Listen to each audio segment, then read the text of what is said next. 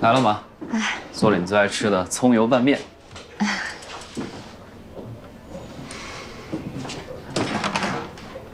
好香啊！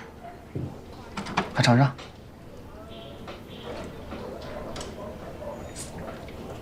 好吃吗？好吃。我儿子这手艺，就算将来以后不拉琴了，开家面馆，也能养活自己。琴要拉，面馆也可以开。好。你不吃吗？我不饿。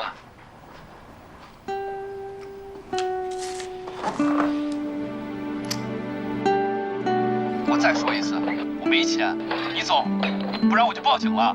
我是你爹，我来看老婆孩子，警察管不了我。你说钱放哪儿了？你滚啊！你别老干了，你给我走！你走不走？要钱是吧？我给你，还你给我滚！就这么点钱，就想打发我呀？你拉小提琴不是挺能赚钱的吗？下回可不能这么怠慢你爹了啊！哎，儿子，你没事吧？妈，没事，钱我还可以再挣的。你又拿钱去买毒品去了，真是造孽呀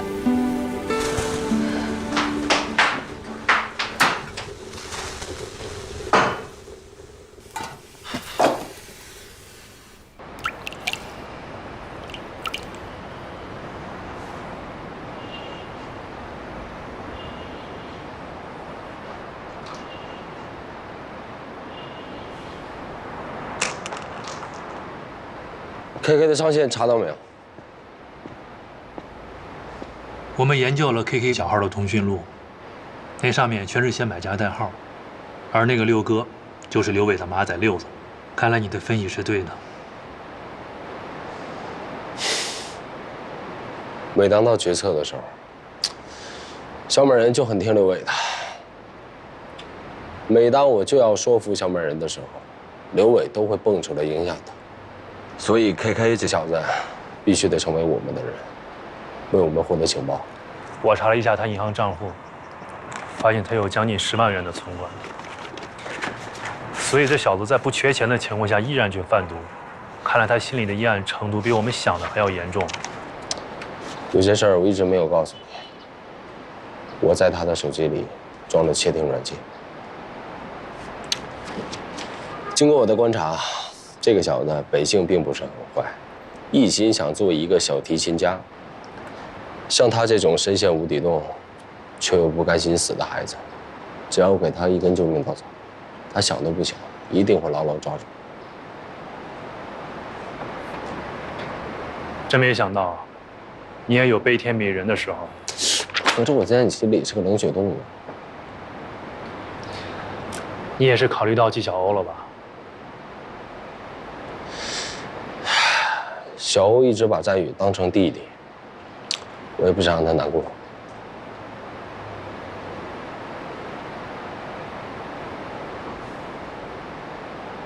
发展 KK 难度很大，他行动很隐蔽，想要人赃俱获几乎不可能。那就创造可能。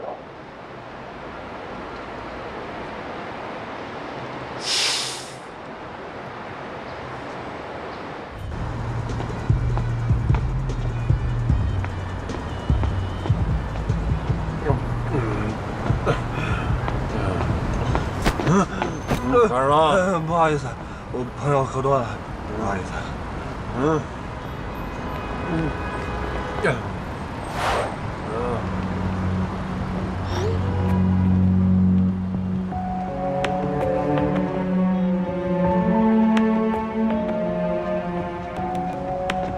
检察班，请配合检查。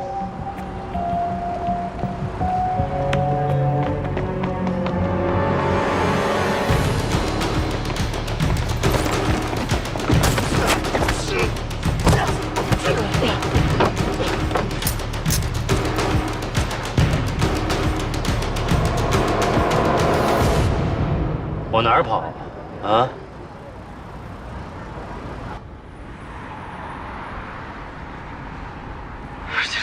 抓我干嘛？我怎么了？你给我铐上，把口罩摘了。不是，我到底怎么了？我让你把口罩摘了。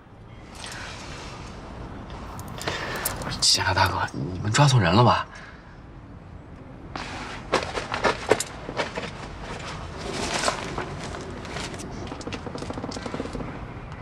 这是什么呀？不是，这不是我的。我不经常来这种地方玩，我没见过，真的，这东西不是我的。你以为我们这随便抓你的吗？啊，KK。KK， 什么 KK？ 本名叫战宇，在酒吧街贩毒的时候就叫做 KK。我们跟了你很久了，你还狡辩？知道这点东西能判你多少年吗？我想起来了，刚才那个人他撞了一下我，这东西肯定是他放我身上的。不信你们去调探头。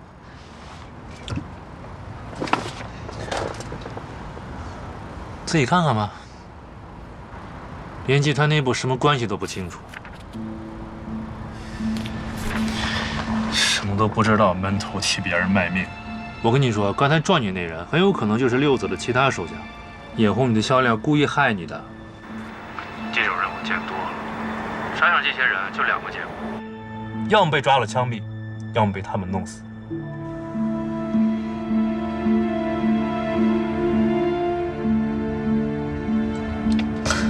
我不想死，我不想死，我不想死！警察大哥，我死了我妈怎么办？你跟我说有用吗？我真不是故意要干这个的，还是没办法。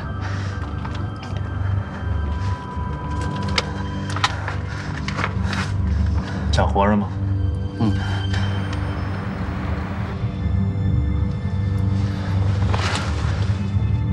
只有一条路可以救你。你说，只要我能活，你说什么都行。将功补过，协助警方破获小美人犯罪集团，你就有一线希望。即便将来到了法庭上，你也算是戴罪立功。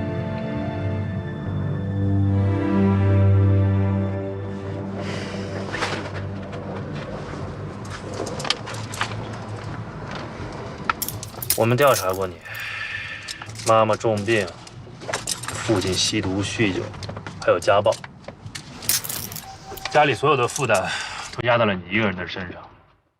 但即便是这样，你仍然是一个品学兼优的好学生。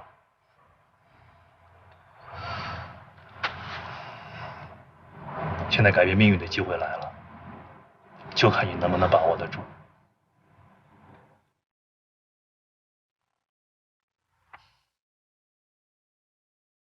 好好想想吧。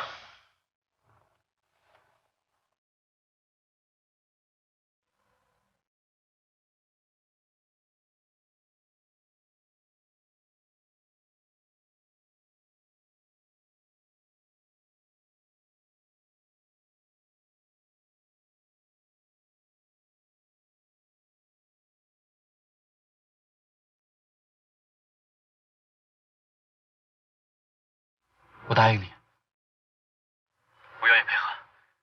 你告诉我该怎么做。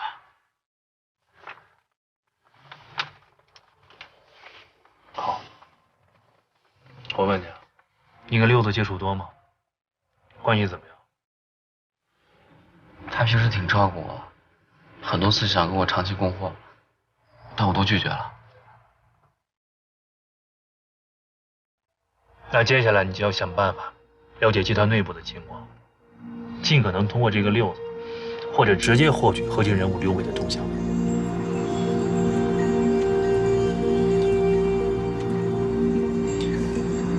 这不是短期内能够完成的事情，别着急，慢慢来。我会随时和你保持单线联络的，啊。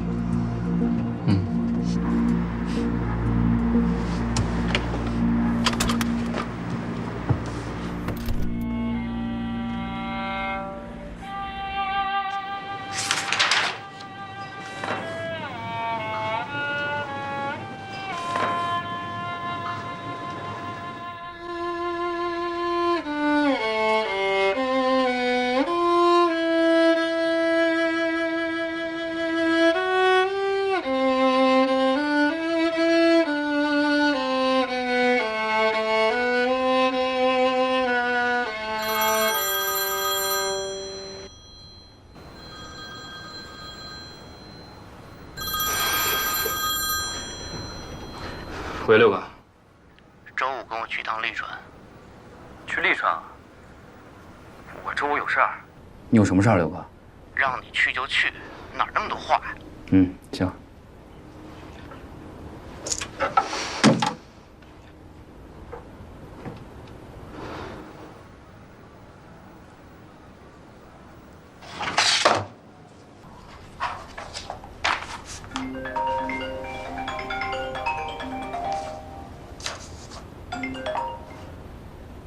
6人 KK 在服务区，准备到利川。车牌号是云 T 77575。KK 要跟六子去利川，他没跟你说吗？已经过去小半个月了，我一直在等他的消息。这孩子状态不对啊，我担心他只说不做。他们俩去利川，一定有什么重要的事儿。我想到利川看一看。不行，太危险了，容易暴露身份。你放心吧，我有方法，你只要提供他们的定位就够了。就这样吧，开始行动。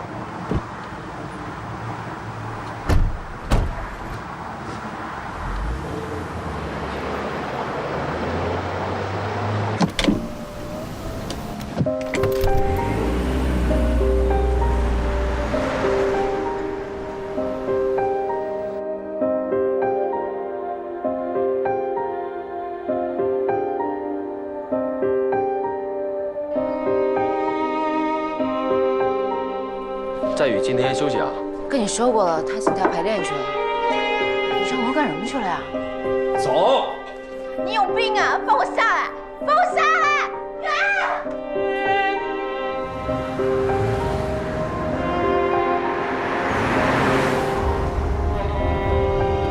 你开这么快，不要命了？你做完了啊？我可要提速了。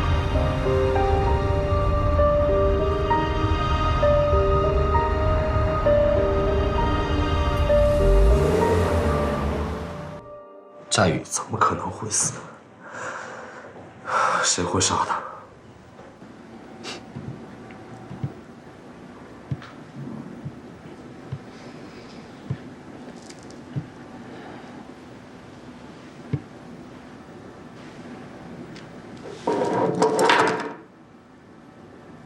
你该不会怀疑是我杀了他吧？时间紧迫，咱们继续吧。啊，你先回答我的问题。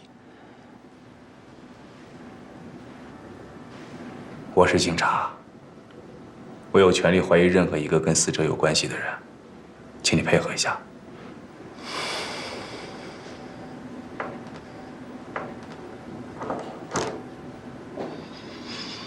警察同志，请问您尊姓大名啊？赵廷辉。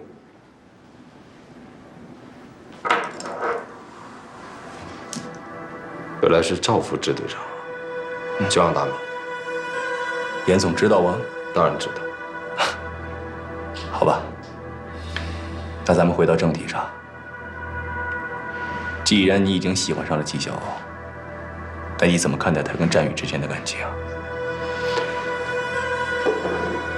赵警官，你作为纪晓鸥的前男友，那你怎么看待纪晓鸥和战宇间的感情呢？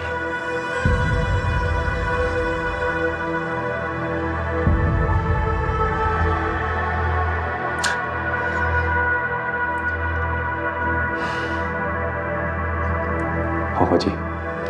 头儿，这还记吗？记，这是我的证词，少一个字我都不认。你先回答我的问题。现在是我在审你呢。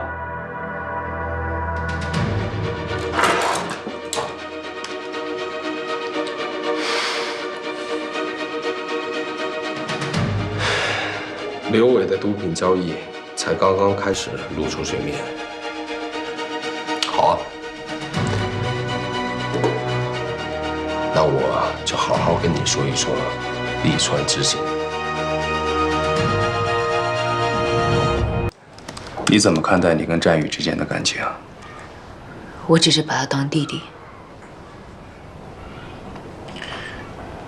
你真的没有一丝一毫对他动过心吗？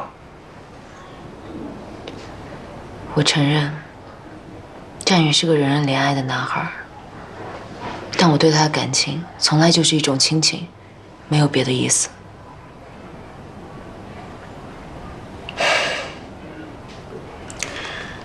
之前的问题，你还没有回答我呢。在你心里，严谨是个什么样的人？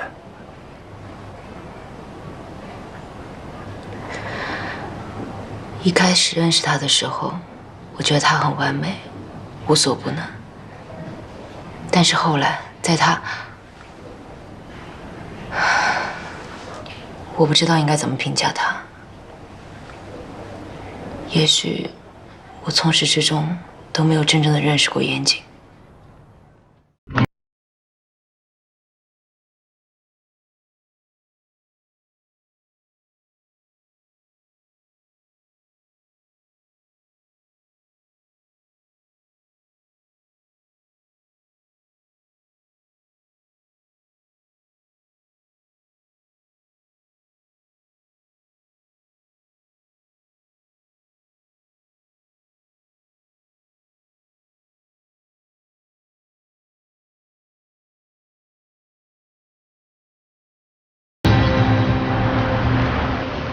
你在车里等我一下，我去那边看一看有没有不错的客栈。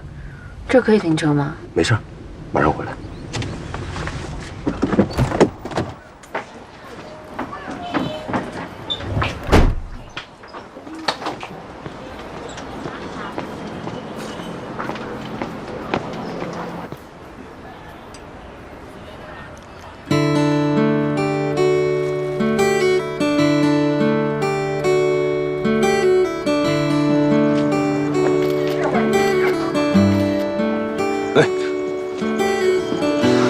找到一家还不错的客栈，走吧，上车。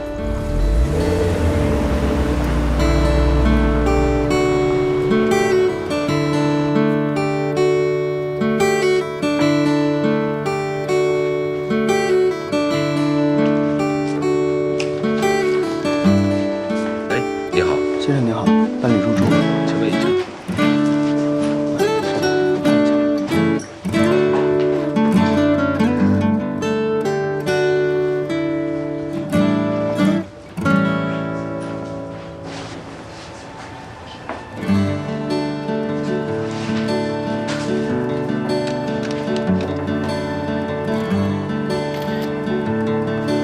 您的钥匙。哎，谢谢。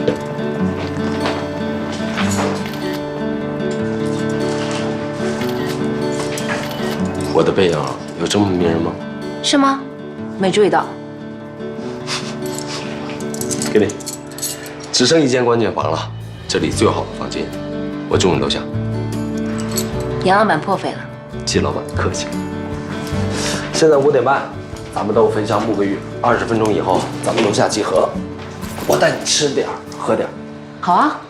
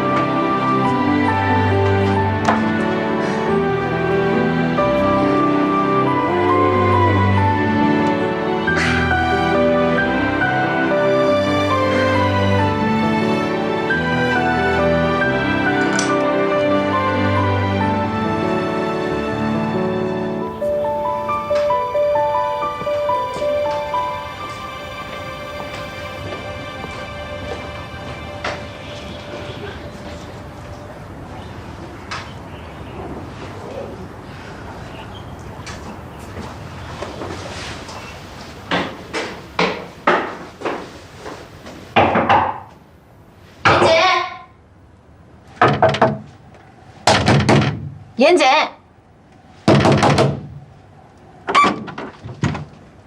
都到点了，你怎么还没好？不好意思啊，刚才接了一个工作电话，我还在洗，现在光着呢。你是进来的啊，还是？再给你10分钟，你要再迟到，我就去找别人喝酒。亏你还是武警出身，一点时间观念都没有。跟季老板吃饭，我总得洗得干净一点嘛。啊，你一个大男人动作这么慢，太不雷厉风行了。晚上吃什么呀？反正不吃辣。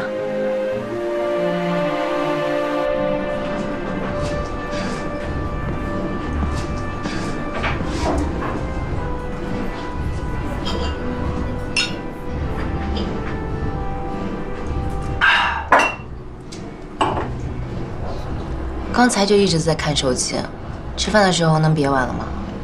今天店里面临时有点事儿，经理的短信一条一条的。出什么事儿了呀？突然调查，一个老太太在洗手间里摔了一跤，骨裂，家属狮子大开口，要赔10万，点背。我之前也遇到一个蛮不讲理的客人，自己不小心把水杯打翻了，烫伤了手，还赖我的店员。唉，为了息事宁人，我还赔了他1000块。想开点吧，这年头，只要人没事儿，就都不是问题。哎，都说利川没有古城好玩，我倒觉得挺热闹的。这条街上的小店也挺有特色的。来过利川几回啊？我奶奶是利川人，她15岁之前住在宁海对面的龙龛。我爸妈年轻的时候事业心很重，一起去援藏。我从小是跟着奶奶长大的，奶奶在我心目中才是大英雄。她年轻的时候跟爷爷一起开了个中药铺，就是似水流年的前身。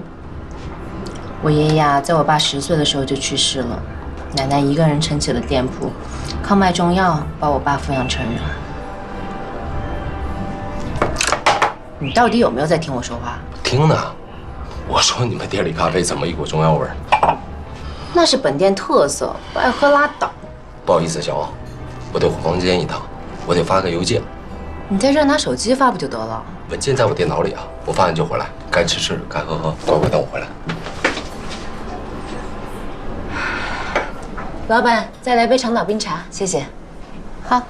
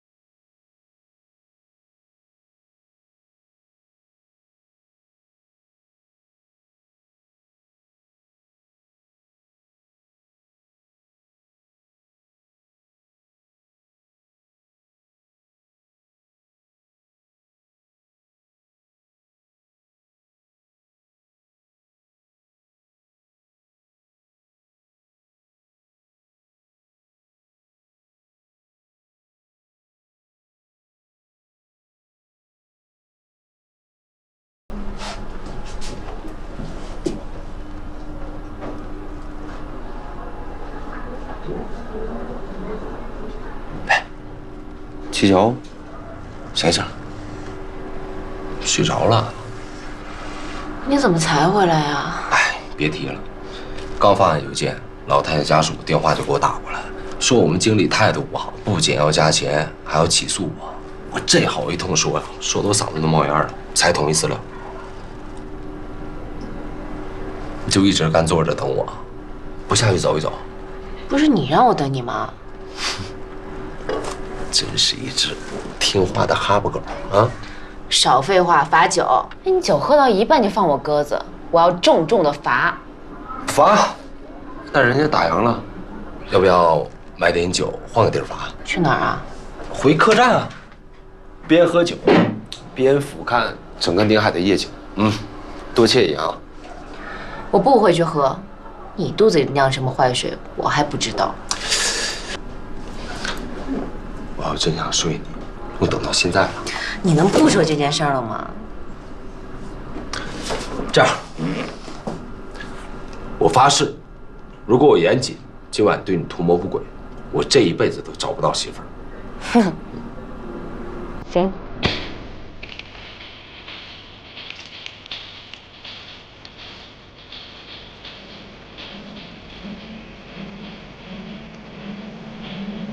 杨老板，你能不能安静1分钟？就1分钟。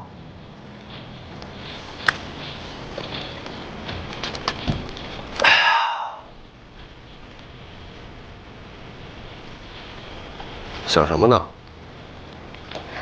我在想，如果每天收工都能在这样的露台喝上一杯，就算只能活到30岁，我也心甘情愿。呸！摸木头，至于说这么丧气的话吗？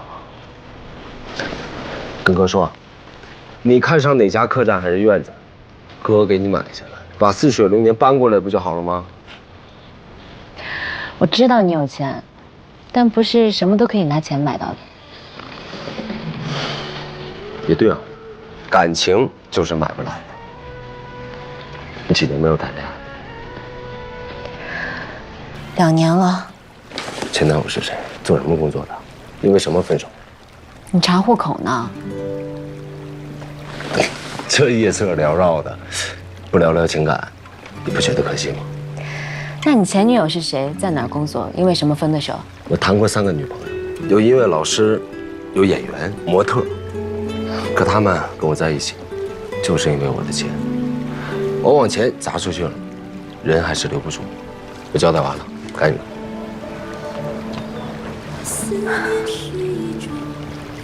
我前男友是刑侦支队的。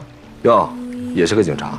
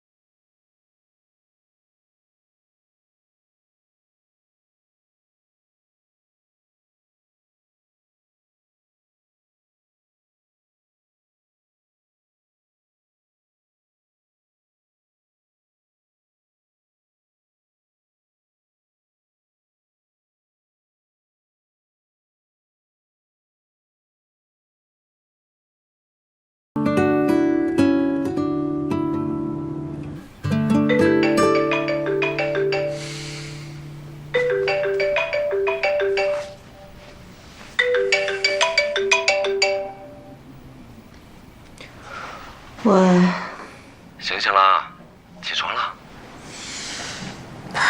天还没亮，我想再多睡一会儿。哎，别睡了，哥带你去个好地方。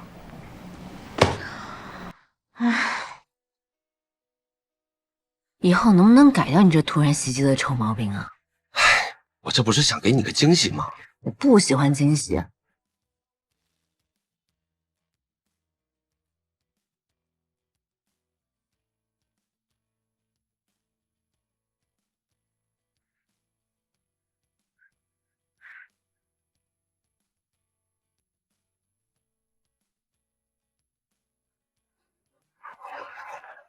好了，就这儿了。距离日出应该还有一会儿呢，要不你先眯一会儿，一会儿我叫你。要睡你睡，我现在倍儿精神。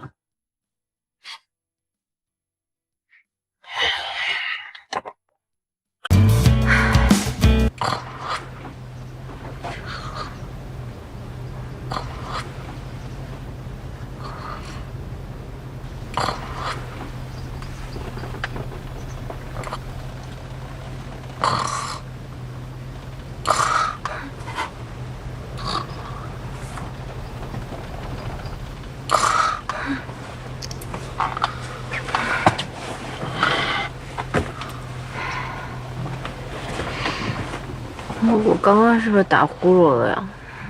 没有啊，我打。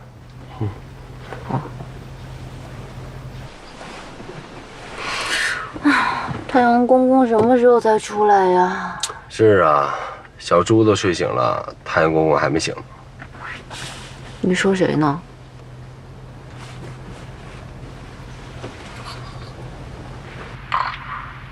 把视频给我删了。凭什么删？这我的作品。把手机给我。不该。谁是猪？你才是猪呢！有本事你制服我！来，你给我。不该，就你这个小身板，还跟我闹。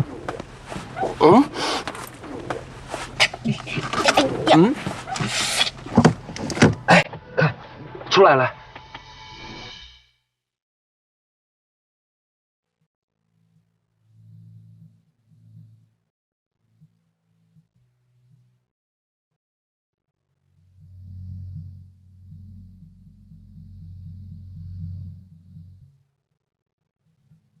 还记得上一次看日出，是奶奶带我去看的。我已经好久没有看过日出。谢谢你，严谨。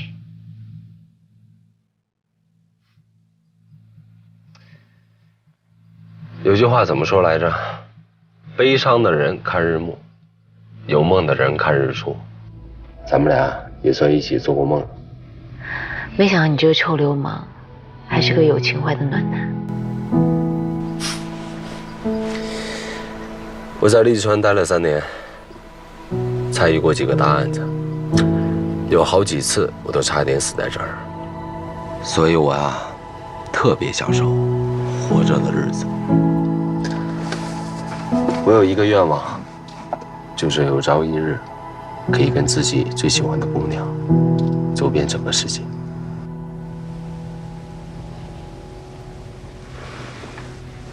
严谨，你对我是认真的吗？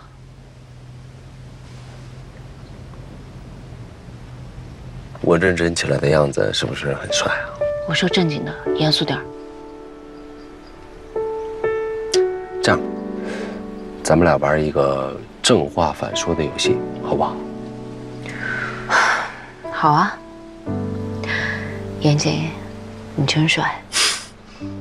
纪晓，你可真聪明。严谨，你可真是个好人，我喜欢死你了。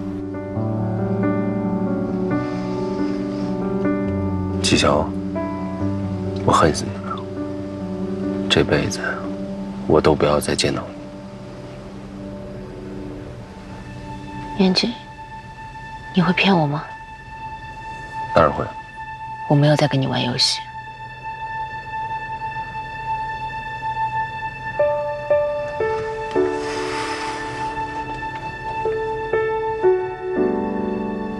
我这一生只可能骗你一件事，就是有朝一日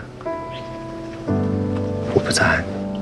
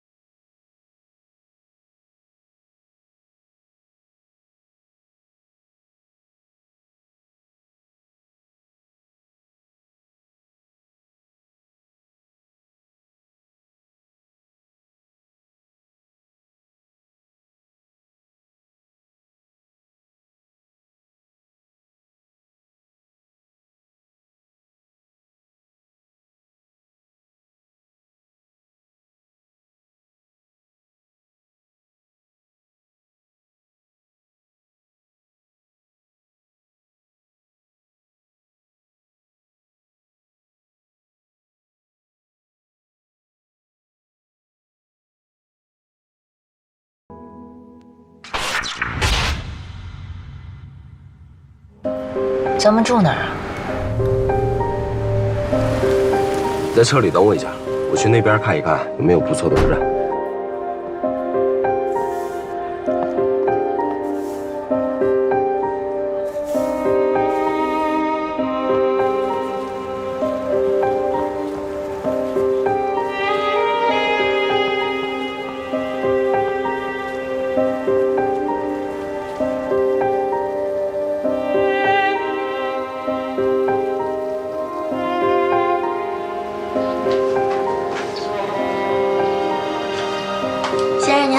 你好，请问一下，刚才2位男士住的哪个房间？在楼上舒适房。是朝西面对宁海的吗？先生，你有什么事儿吗？没什么事儿，你的耳环真好看。是吗？谢谢。哇，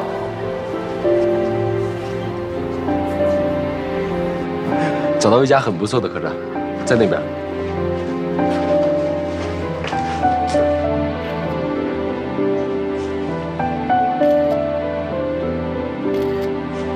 您的钥匙。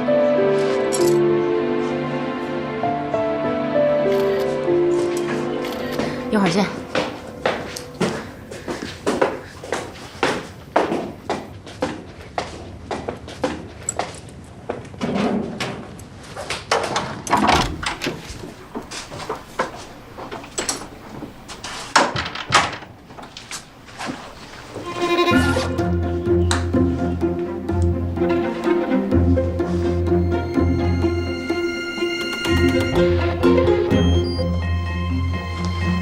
你不吃啊？我看你等会儿才到呢啊，飞机晚点。六哥，咱们这次交易的到底是什么人？今天来的人呢，叫阿超，他是吴老板手底下的。这个吴老板可是咱们的大客户，你能明白什么意思吗？那一会儿人来了，我是不是该做点什么？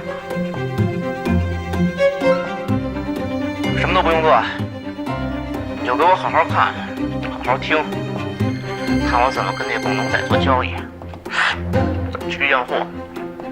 等你学会了，以后这个活就是你的，交给我这活。怎么了？不是你让我多提拔提拔你吗？是，多谢六哥栽培。这次交易，伟哥很重视。所以你千万别给我出差错，千万要小心。放心吧，六哥。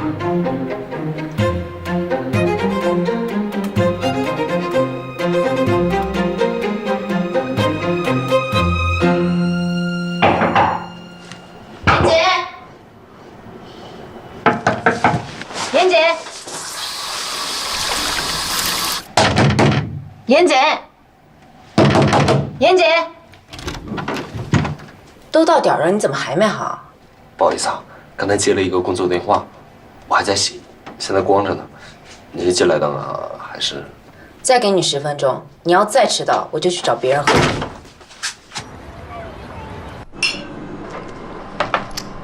吃饭的时候能别玩了吗？今天店里面临时有点事儿，经理的短信一条一条的。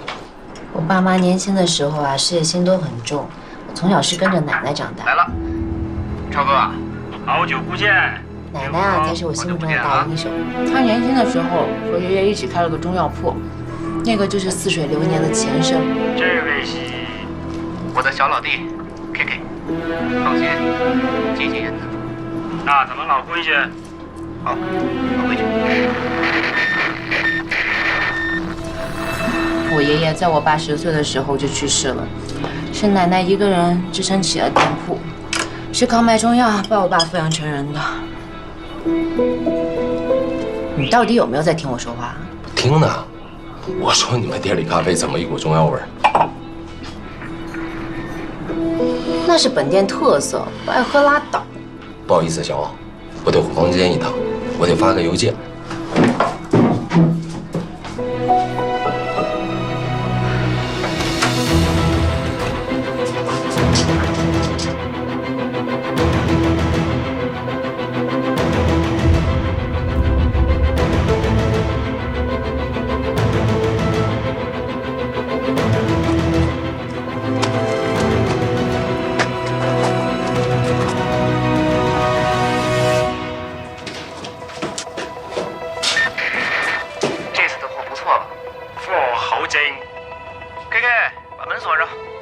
超哥，怎么样？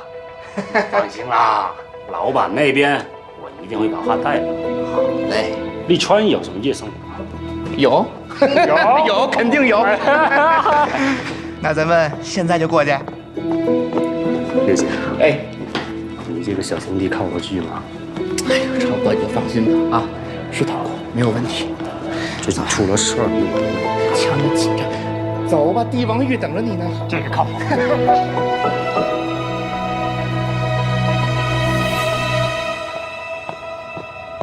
哟，六哥。六亲爱的，好久不见啊！好久不见。哎，我女朋友在吗？路上不都是你女朋友吗？还有好多新朋友啊。新朋友。走，看看你。走。六哥，干嘛？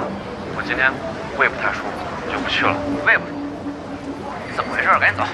走。不是，六哥，我胃真不太舒服。我说你小兄弟，一进去就舒服了，嫌多才好玩嘛。走。哎，算了，别那么扫兴。超哥，我小兄弟刚上班，有点不好意思，我陪你玩啊！不好意思。走。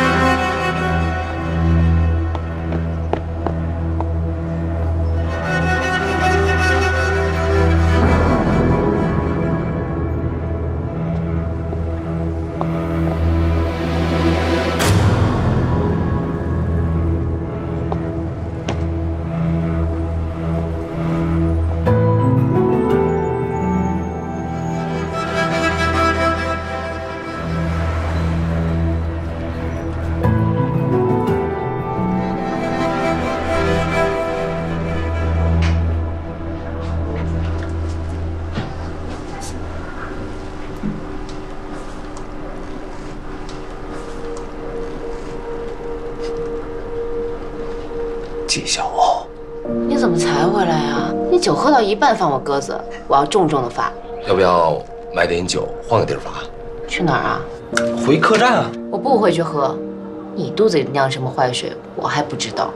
我发誓，如果我严谨，今晚对你图谋不轨，我这一辈子都找不到媳妇儿。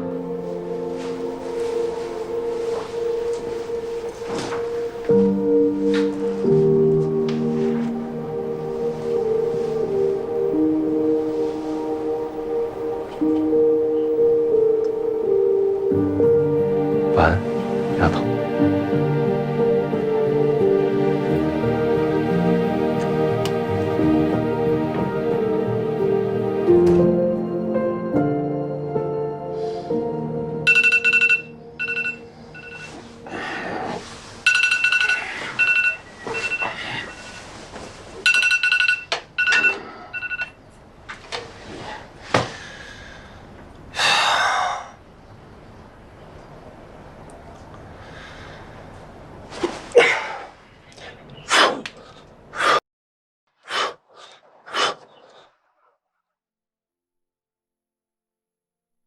悲伤的人看日暮，有梦的人看日出。咱俩也算一起做过梦。我已经好久没有看过日出，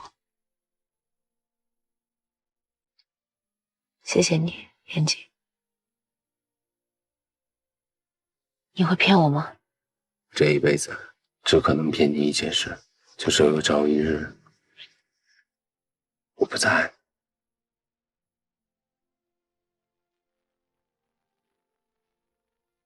这个吻让我在心里发誓，不管未来怎么样，我一定要珍惜眼前这个姑娘，让她成为全世界最幸福的女孩。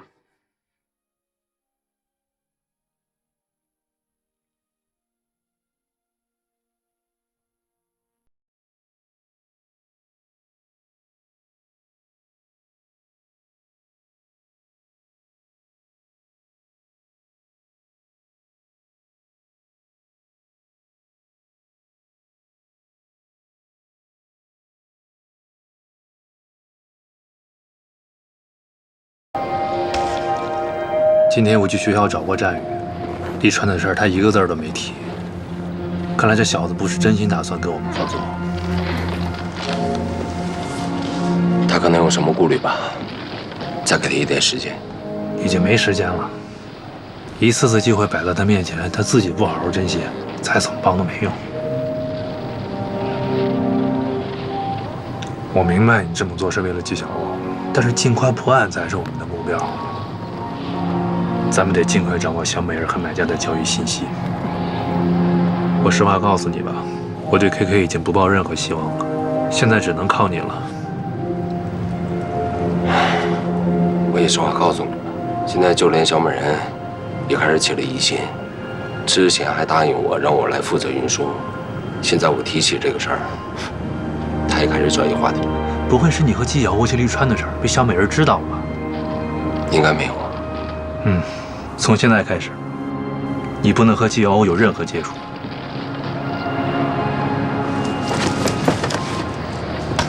我知道你心里在想什么，但现在是什么爱不爱的时候吗？只能委屈纪晓欧了。明白，一切以大局为重。现在刘伟这条路走不通，那就得想办法拿下小美人。既然他对你有非分之想，那就索性给他一个机会。只要他对你死心塌地，极力推崇你，刘伟就得让步。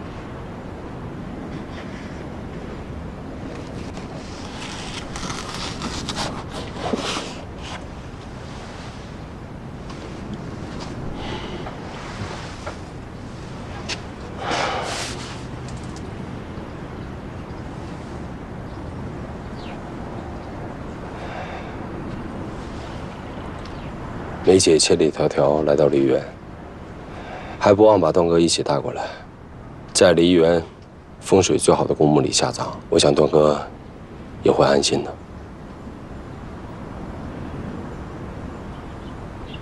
今天我不请自来，实属有些冒昧，但段哥的事儿我很佩服。我也知道段哥在你们二位心里有着很重要的位置。今天是他的忌日，我也应该过来祭拜一下。梅姐，我能不能敬段哥一杯酒？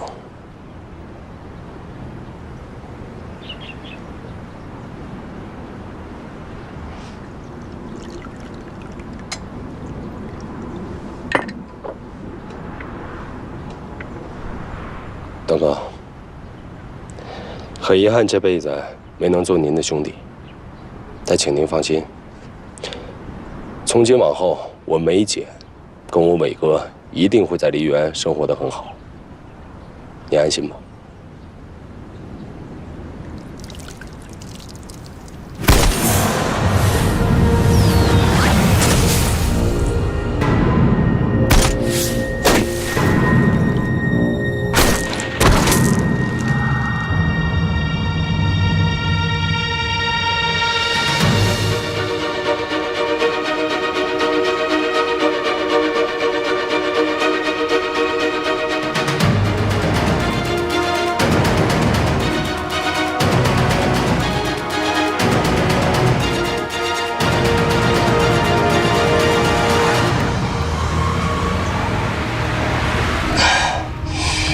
血流的太多了，我们还是去医院吧。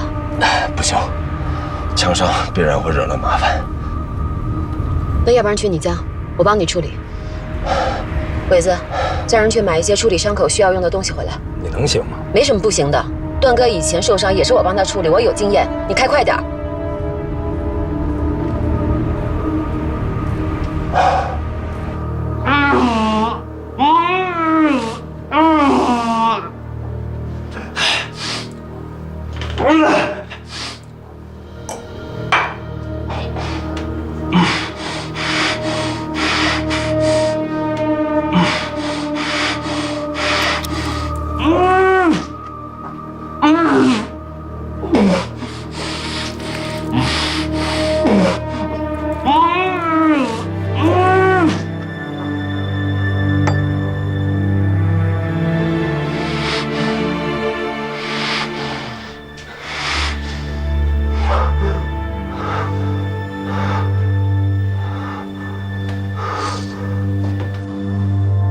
货真价实的吧？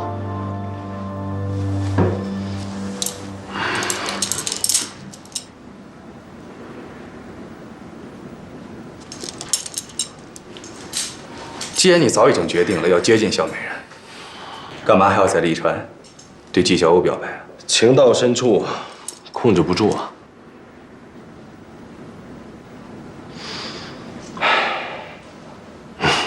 你也不用生气，我呀，慢慢的跟你说，说的我都饿了。哎，给我煮点饺子呗，我想吃羊肉馅儿。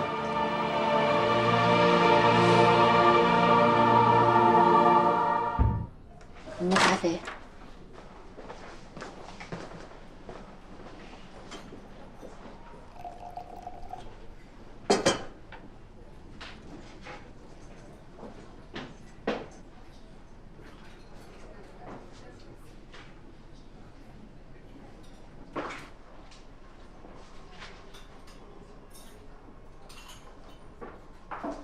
哎呀，这有谋有故事的钻石王老五，还是搅乱了我们小欧的一池春水啊！你们俩确定关系了吧？你说这么大喜事儿，严姐也不说请我们去1/3搓一顿，这几天都没见他人影儿，不会是不敢见我们吧？他是去外地出差了。哟，这还没怎么着的就替他解释上了。去利川这2、3天腻歪的，回来见不着人，是不是抓心挠肝？小雨，你放着我来。拿水冲一下，快。不好意思啊。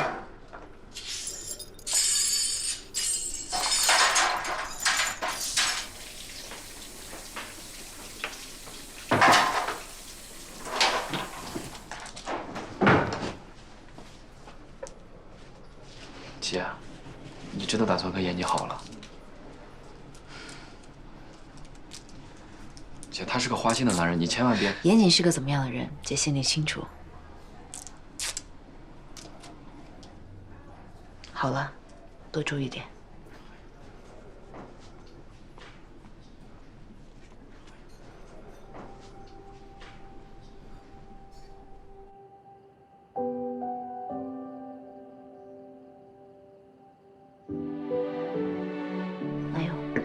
谢谢。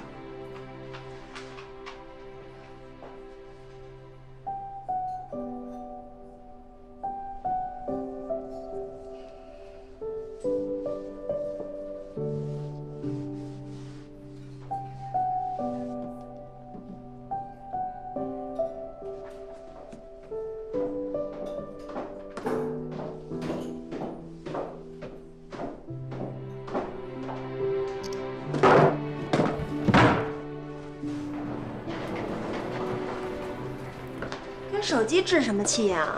摔坏了可就真没有严谨消息了。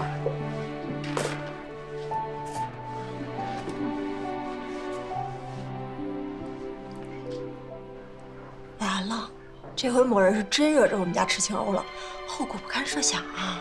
你还真把某人当盘菜呀？是不是盘菜你都吃下去了？什么滋味儿，你自己最清楚。其实我觉得你也不用想的那么糟糕，没准人家严大老板是真的忙，这2天就没有时间回你消息。你要真想他，你就给他打电话呗。我要再给他打一个电话，我不姓季。那你姓严。逗你玩呢，这都什么年代了？女追男一点都不跌份儿，反而更容易把幸福牢牢掌握在自己的手里。可你以前，你可是不会花这些时间胡思乱想的。要我说，你就直接给他打，问清楚，行就行，不行就拉倒。这年头做什么事情都得干干脆脆的。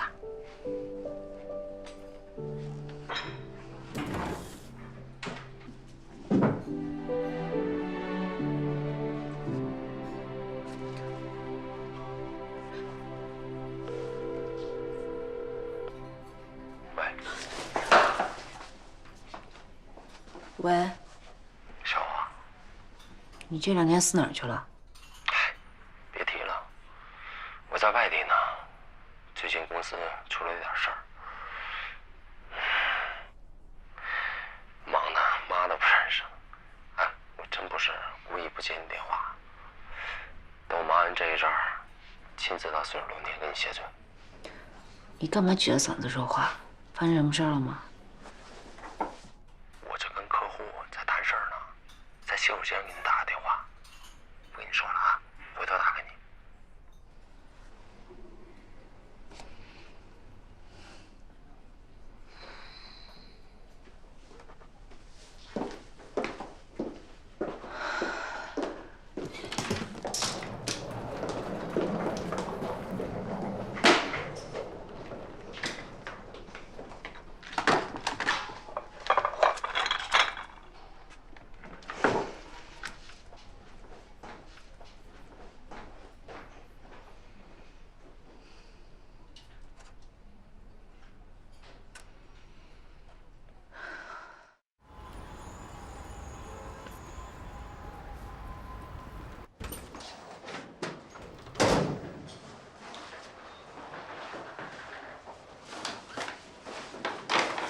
张宇他母亲的病情最近应该稳定些了吧？哦，我最近有点忙，没顾上去他家。听战宇说一切都好。你还得叮嘱他们啊，让他们定期来医院检查。嗯。你最近在忙什么呢？我看你脸色不太好。没有啊，挺好的。上次来我们家那个小严，你们还联系吧？偶尔。你和爸，我的事儿我心里有数，你和妈就放心吧。好。那没事，我先走了。啊，路上小心啊。嗯。钱够花吧？季主任，你就这么怀疑你女儿赚钱能力啊？拜拜。拜拜。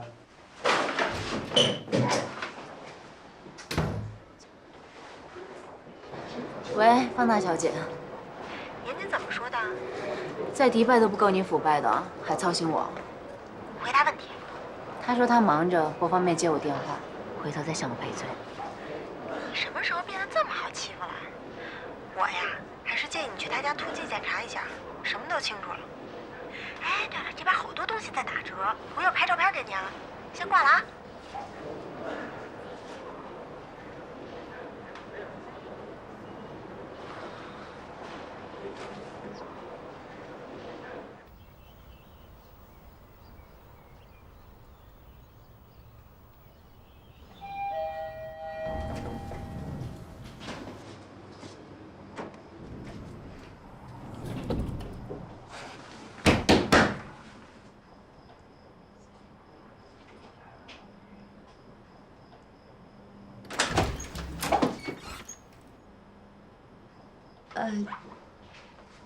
找严谨。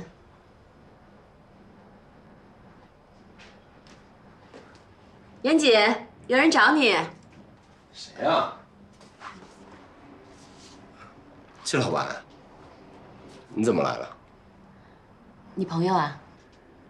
对，我之前经常去那个咖啡馆的老板娘。哦，既然是朋友，进来坐会儿吧。不用了。那你们聊，我去看眼汤。好。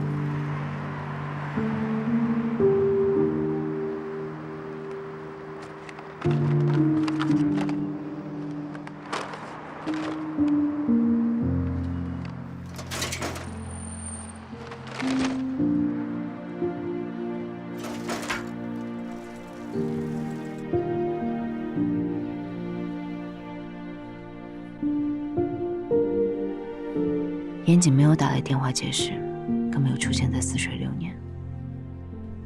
就在我犹豫是否要删掉严谨的联系方式，忘掉这2个月的荒唐事儿时，我的生活里却接二连三地出现了更加荒唐的事情。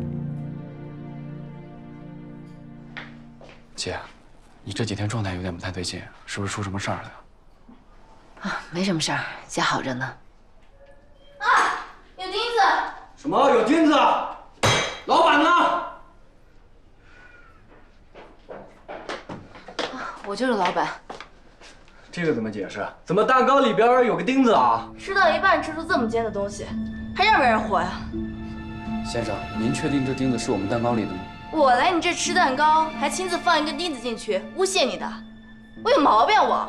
啊，我们不是这个意思，我们的意思是我们的食品卫生一直是达标的，以前也没有出现过这种问题。在你们这里吃蛋糕吃出钉子来了，你还有理了？信不信我曝光你们啊？二位，刚才是我态度不好，我给二位道歉。这单给你们免单，免单就完了？我要求精神赔偿。我们要赔偿！吃出钉子，你们看啊，吃出钉子来！我别脸脸不要脸！我敢拿我的人格担保，这个钉子绝对不是我们店里的，是你们俩栽赃陷害、胡搅蛮缠。我现在要求你们立刻离开我的店，爱干嘛干嘛去！走就走，走！你们这家黑店吃出钉子来，我要曝光你们！要曝光也曝光你们！小心啊，你们啊，小心吃出钉子来啊！走！抱歉大家，请坐，不好意思，抱歉，抱歉，请坐。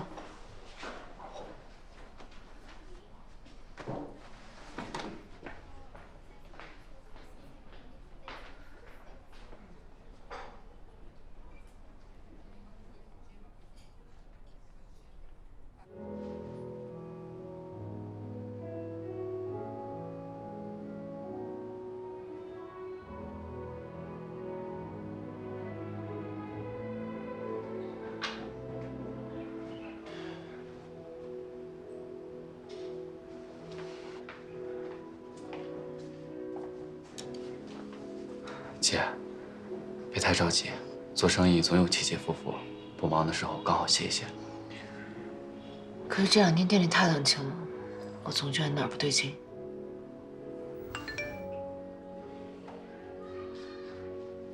小欧，你快看看，咱们店突然出现好多差评，我看这些人都是刚注册的新用户，明显是有人在故意黑咱们。我把截图发你了啊。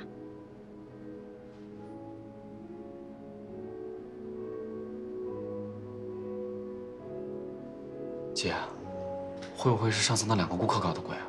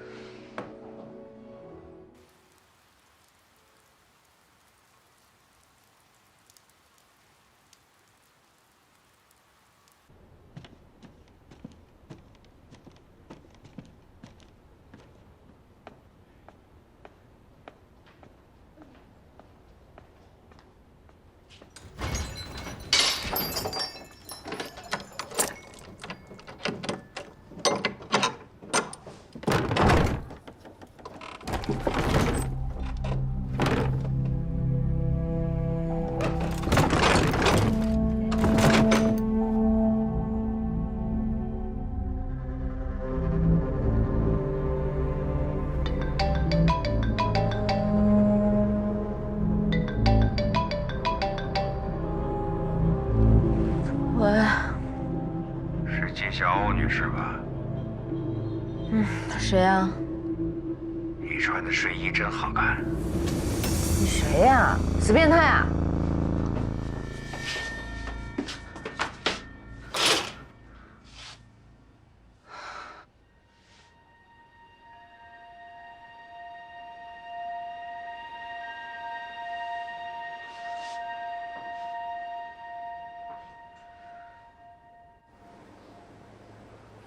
没事儿，一定是有人看咱们店里生意好，眼红报复。那天小欧姐还被锁到了店里面，我去找人拆了锁才开的门。其实我这几天晚上都有接到骚扰电话，对方问我是不是纪晓欧，然后就把电话给挂了。我再打过去，对方就关机了。是同一个人吗？不是。最近店里怪事儿一件接一件，肯定是蓄意报复。你们是不是得罪什么人了？没有啊。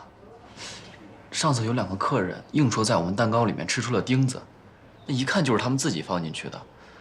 我们就说了他们2句，也不至于闹这么大的动静啊。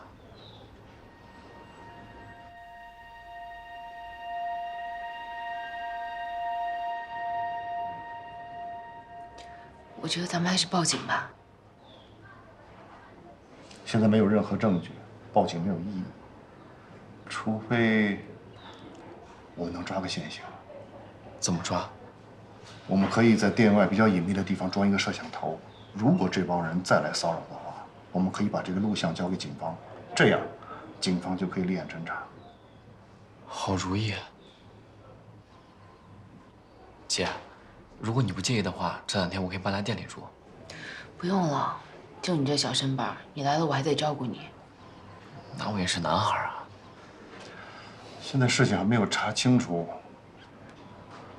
有战宇在，遇到什么事儿也能有照应啊。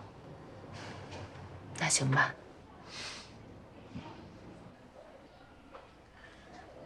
你们从利川回来之后，严谨对你忽冷忽热的，战宇是怎么看待他的行为的？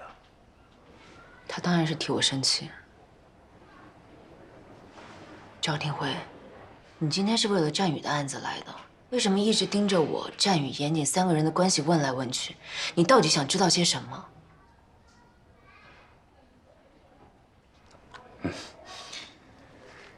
严谨也带死者的关系往内啊，我调查他，这很正常啊。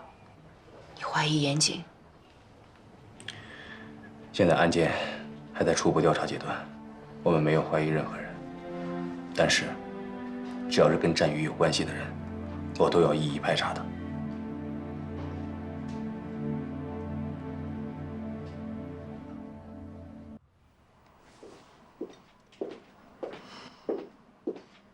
我炖了点汤，把它喝了吧。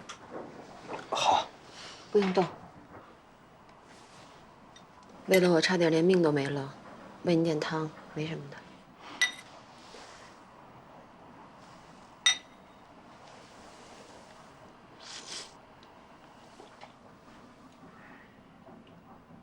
伤口很疼吧？没什么事儿，躺个2天应该就好了。你说又得罪了什么人吗？段哥的仇家不少，但是我没想到他们竟然会追到这边来。人我已经让伟子去查了，所以你不用担心，这2天好好养伤就行。今天连累你了。嗨，哪儿的话。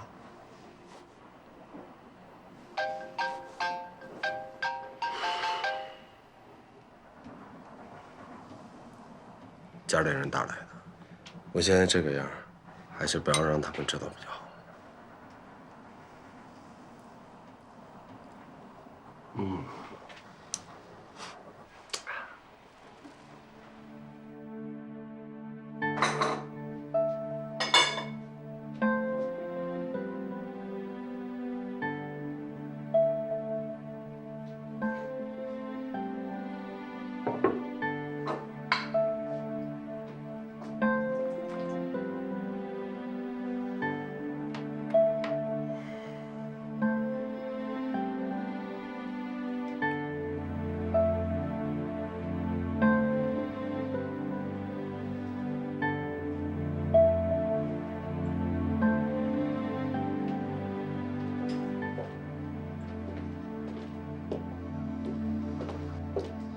醒了，起来喝点汤。公司里有那么多事儿等着你处理，你还过来照顾？这算什么呀？要不是你，我现在人都不知道在哪儿呢。小心烫啊！好喝。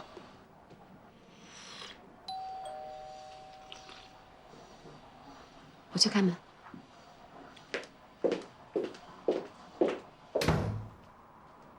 东西先放下吧，喝点水吧。妍姐呢？还睡觉呢？已经醒了。药买了吗？在包里。喏。哎，刘总来了，梅姐刚煲的汤特好喝，我给你盛一把。严总恢复的不错啊。那还得感谢刘总及时往这儿送药啊。先换药吧。你好。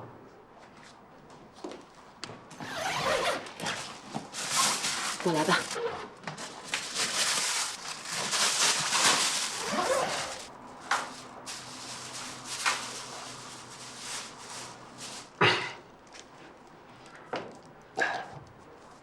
哎呀，你轻点儿。这换药啊，讲究稳准狠，下手轻了反而处理不好。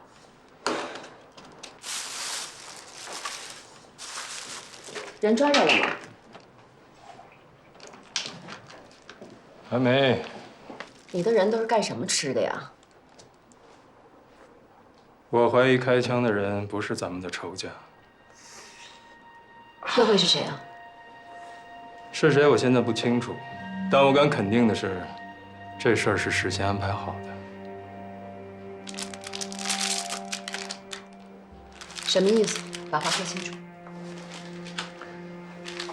第一，我的人把梨园整个翻了个遍，一点蛛丝马迹都没发现。我还暗查了红石帮和陆万金那几个仇家，都没听说他们派人找我们的麻烦。第二，通过子弹可以断定这把枪是射程在800米以内的中口径狙击步枪，精准度极高啊！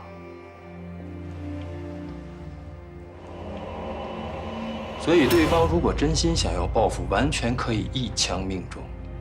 为什么他第2枪才射向了梅姐？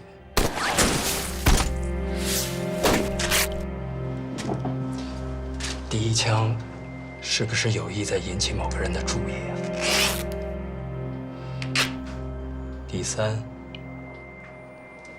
段哥忌日当天，严总鬼使神差地出现在墓地，却恰恰在那天发生了意外，还让严总受了伤。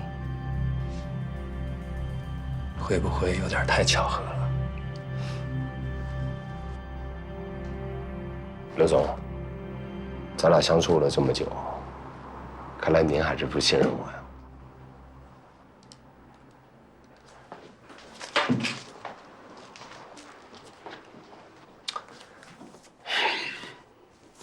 这些都是我做武警和缉毒警那些年获得的勋章，大概10几20处吧，具体的我也记不清了。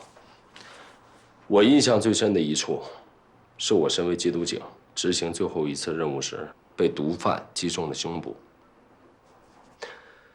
子弹击穿了我的护甲，离心脏只有0.几公分，我庆幸地捡回了一条命。但我的好兄弟在那一回的行动当中牺牲了。后来我就退伍经商，原因只有一个，我怕死。因为我太知道了活下来有多么不容易。什么把子弹留给我，活着才是王道。刘总，如果你是我的话，你会拿自己的性命开玩笑吗？你不是没死吗？怎么说话呢？严姐为了我们差点把命都丢了，你怎么还能胡思乱想、胡说八道呢？还不赶紧道歉！严总，别急，我这不是也在分析一种可能性吗？是吧？你放心，开枪的这个人，我掘地3尺也要把他挖出来。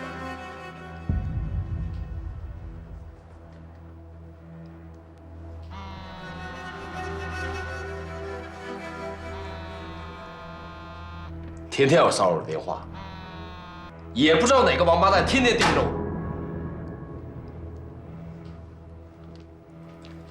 公司还有事儿，我先走了。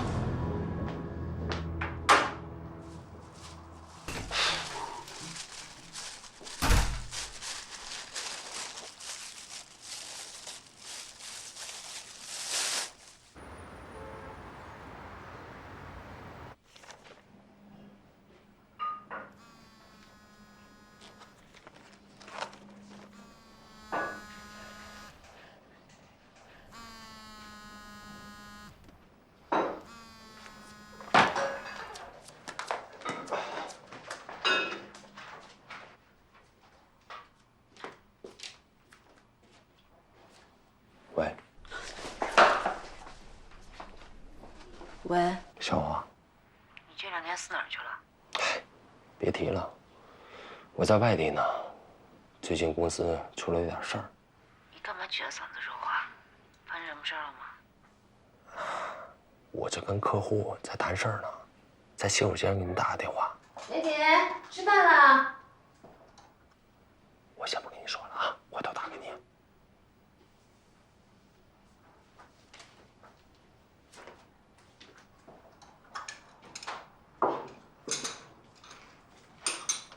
嚯，这菜一看就是有故事的女人才做得出来的。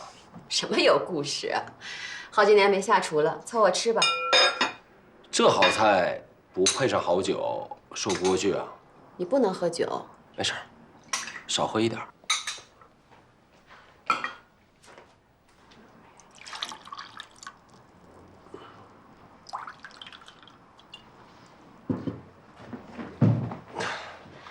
既然要喝酒，那第一杯我先敬你吧。来，替伟子跟你说声对不起，今天他说的话确实有点过了。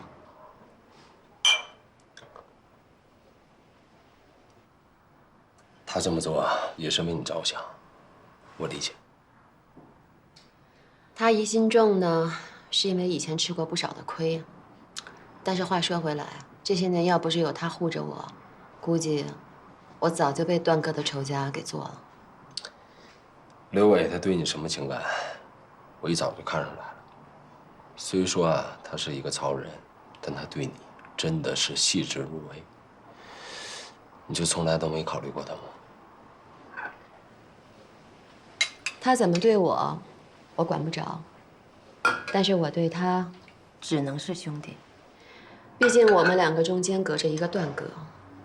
虽然他已经不在了，但是这辈子，刘伟都得管我叫大嫂。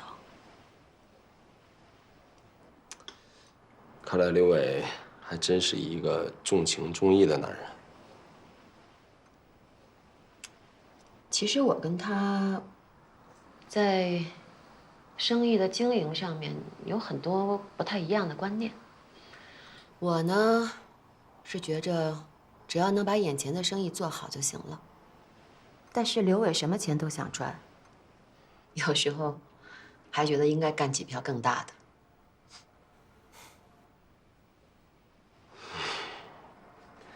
来，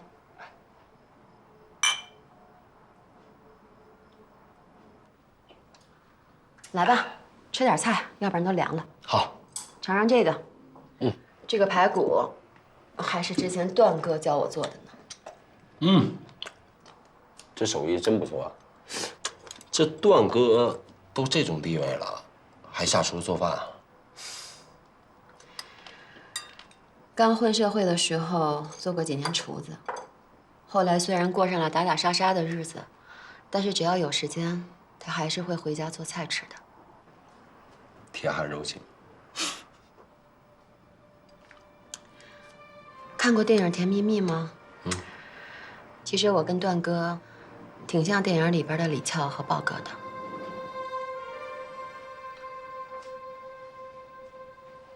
我老家是吉林延边的，父母都是农民。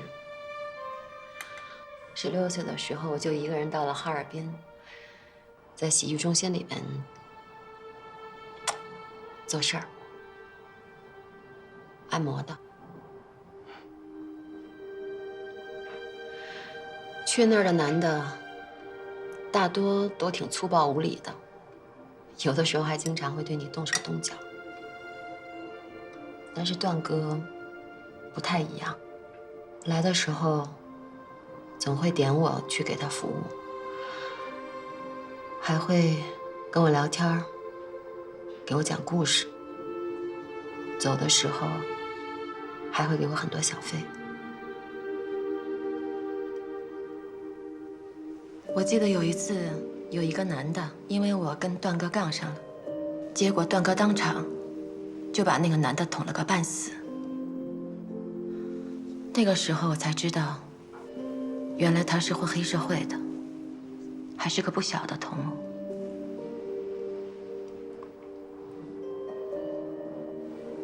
但我还是爱上他了。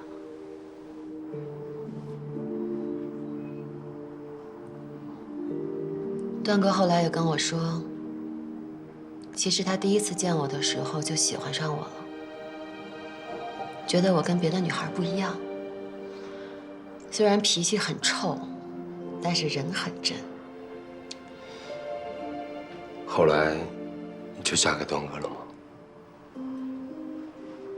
没有。算命的说段哥不能结婚，我也无所谓啊。结婚不结婚又能怎么样呢？反正不是已经打定了主意要做他一辈子女人了吗？其实，在东北那些年的日子，过得挺提心吊胆的。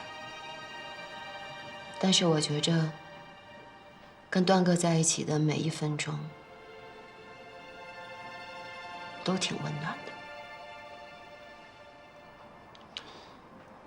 那是为什么你从东北搬到梨园来了？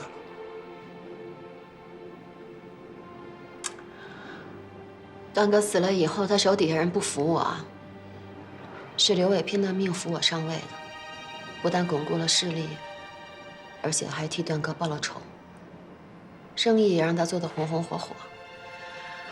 可能是因为段哥的关系吧，我就不想再在东北待了，想找一个一年四季都有花有草的地方，假装有温暖的地方。所以就带着他来了这儿，但是我也没想到，竟然在这儿遇见了你。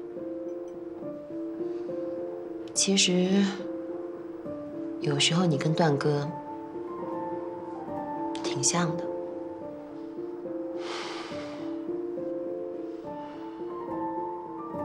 梅姐，咱们俩能相遇，真的是一种缘分。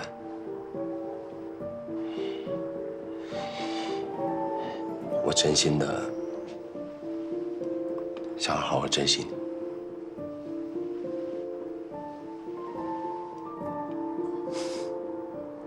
得了吧，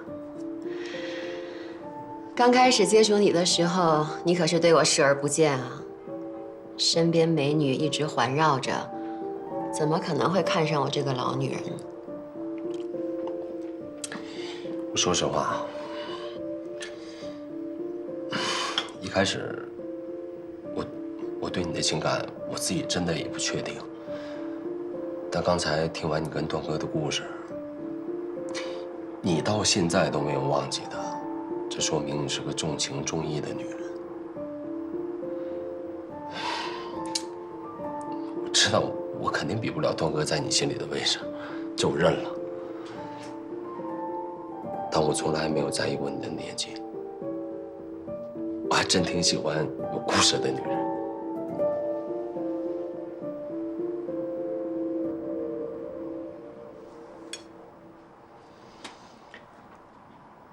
为有故事的人。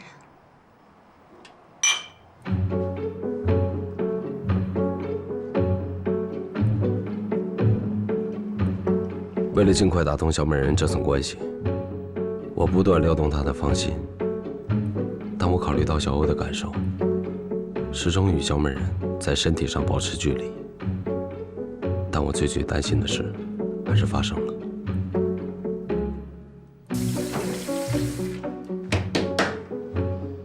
我去开门。来了，严谨，有人找你。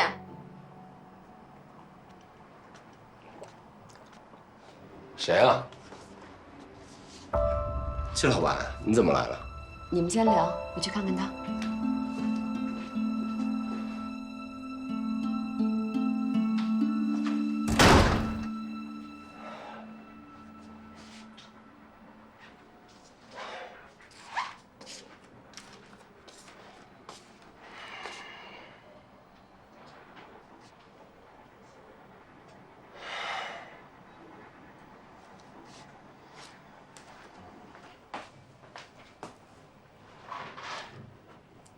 季老板是你朋友？我要说是红颜知己的话，你会不会生气啊？那到底是还是不是呢？你不也老说我身边总是有美女环绕吗？但难免会遇到那么几个自以为是的。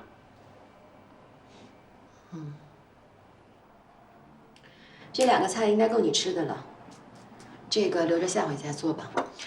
你的伤也稳定的差不多了，我先回公司。真生气了？没有，确实有一些事情需要去处理。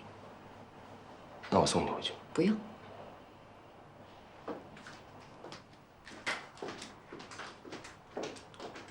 那你慢点啊。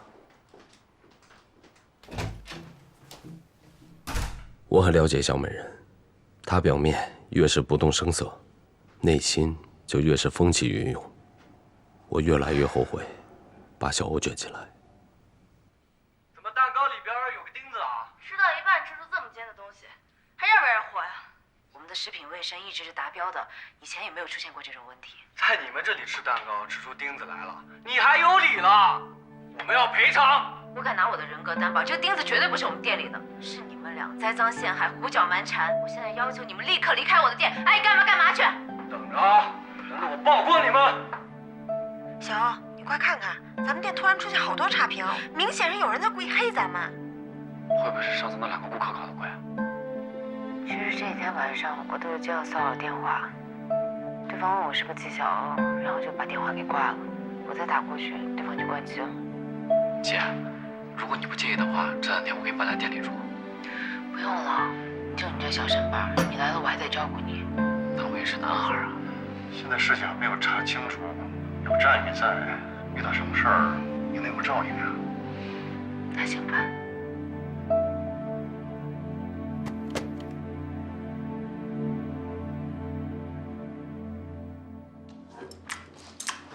味道不错，你们食堂自己包的吗？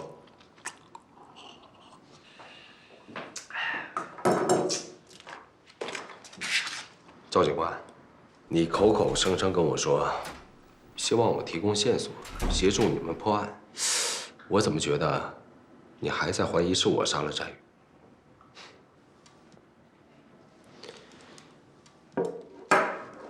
你在努力寻找我的杀人动机。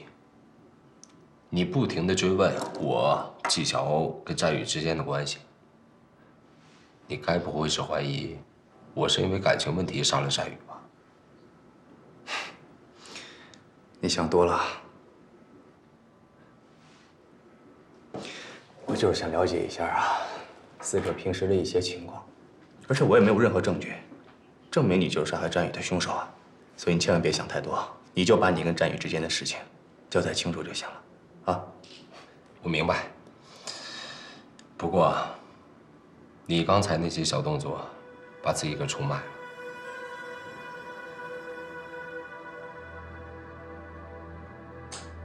不如这样吧，咱们俩干脆直接一点。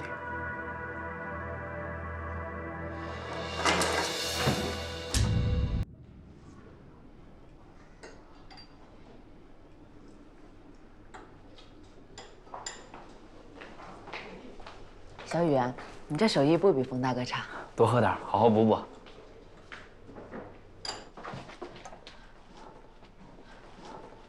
你不会打算要在这儿睡吧？这个床你好好布置一下，肯定很舒服。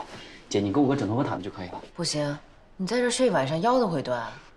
医院的长椅我都睡过通宵，这个更不是问题。医院长椅，我上高中那年，我妈晚上腿疼的厉害，就连夜送她到医院的急诊，然后就在长椅上睡了一晚。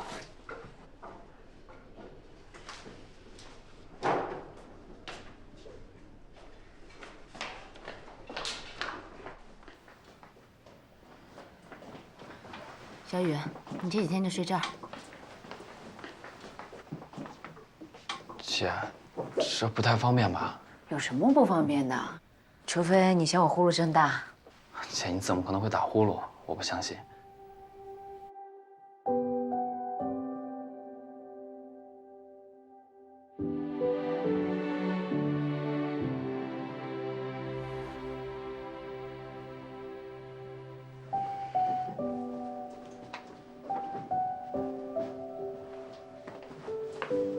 你就用这个枕头吧。我用那个垫子就行。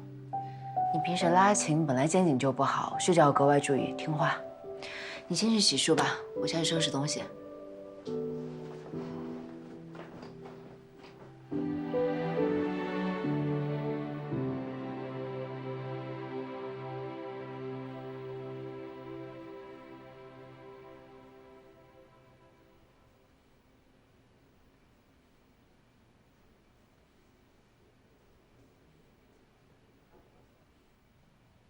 姐，睡着了吗？没有。能问你个问题吗？嗯。前阵子你跟严谨去利川，都干嘛了？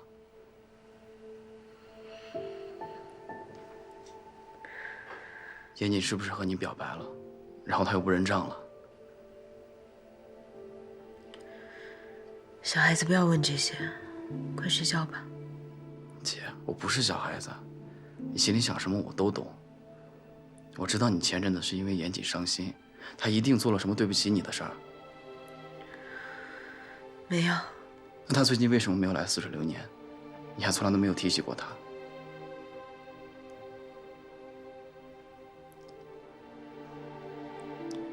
我不想看你这么难过。如果严谨骗了你，我不会放过他的。好了好了，一姐刀枪不入，怎么可能被一个男人伤到？我和严谨从头到尾就没什么，连朋友都不算。时间不早了，快睡吧。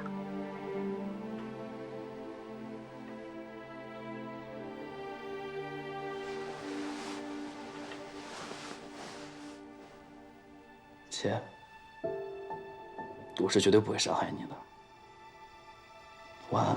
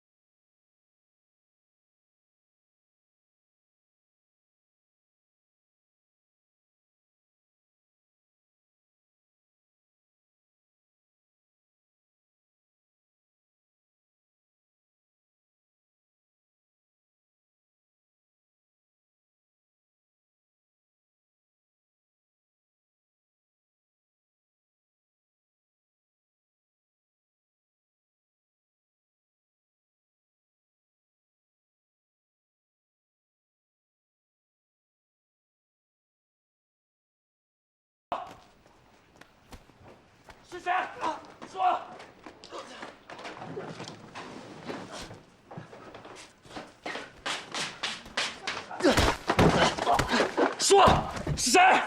说。说。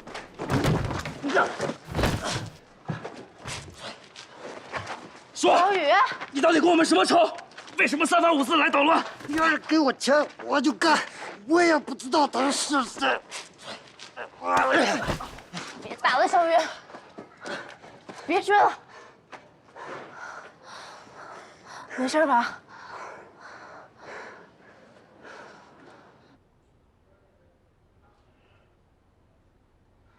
没想到你这个小艺术家还挺能打的，那个人块头这么大。我小的时候个头小，经常被人欺负，所以学了几下用来防身。姐，刚才你要不拦着我，我绝对逼他把支持他的人说出来。其实，我大概猜到了是谁派他来的。谁？我去严谨家找过他一次，开门的是另外一个女人。严谨没有说他们是什么关系，但是那个女人看我的眼神中充满了敌意，还能是什么关系呢？也是从那之后，店里开始发生各种事情。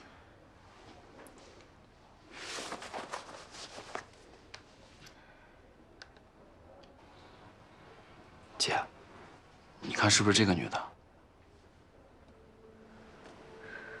就是她。你哪来的照片？那天晚上，我老师去一个高级会所见一个国外的音乐家，偶然在厕所碰上了这一幕。怕你难过，就没有拿出来给你看。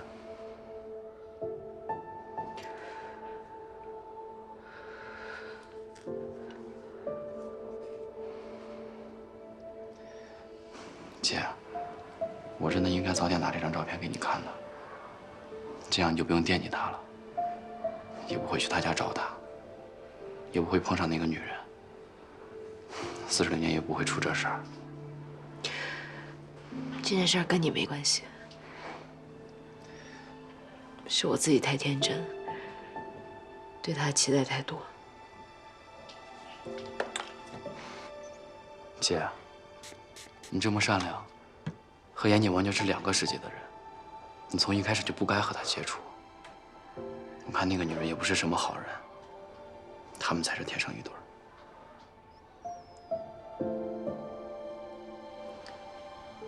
忘了他吧，就当这个人渣没有出现过。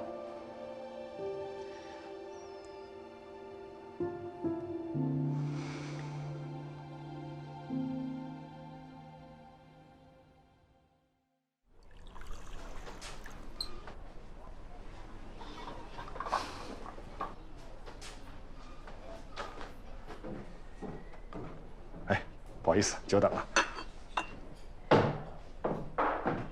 姐，胃舒服点了吗？啊，没事了。行，我去给你泡一杯蜂蜜水。哎，小欧，店里挺好的，你踏踏实实上楼休息吧。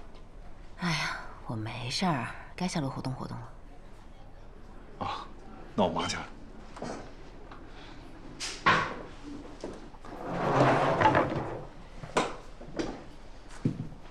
我可真是活久见啊！没想到纪晓欧也有这么没出息的时候，竟然让劈腿伤成这个鬼样子。你别闹，我是那天喝大了，犯肠胃炎，跟那个人一点关系都没有。好好的干嘛把自己关烂醉啊？还不是为情所伤？姐，水。谢谢。事情原委呢，战宇小朋友都已经跟我说了。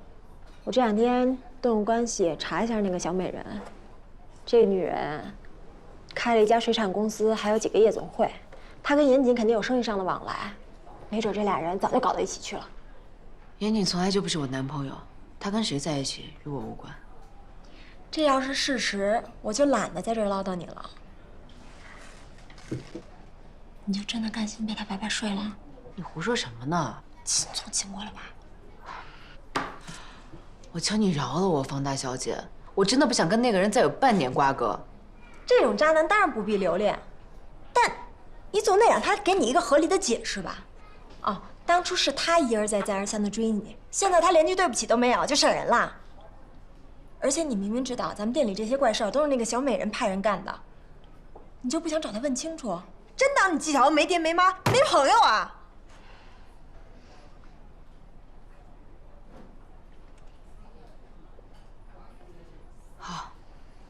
走。走。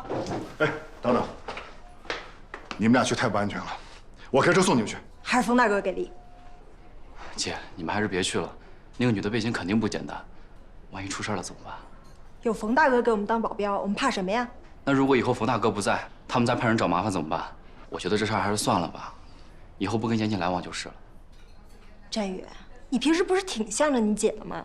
你今天怎么了？你姐都让人欺负到头顶上了，咱们就这么认怂啊？今天必须找个说法。走，走，战宇，看店。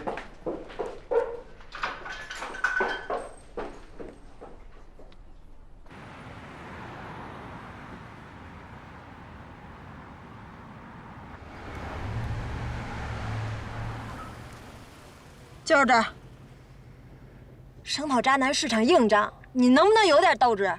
你淡定一点，我只是想就事论事。小欧，咱不欺负人，也不能让别人欺负了。今天必须要有说法。老冯可以呀，平时看你老实巴交的，关键时刻也不掉链子，够爷们儿。走吧。走。走啊！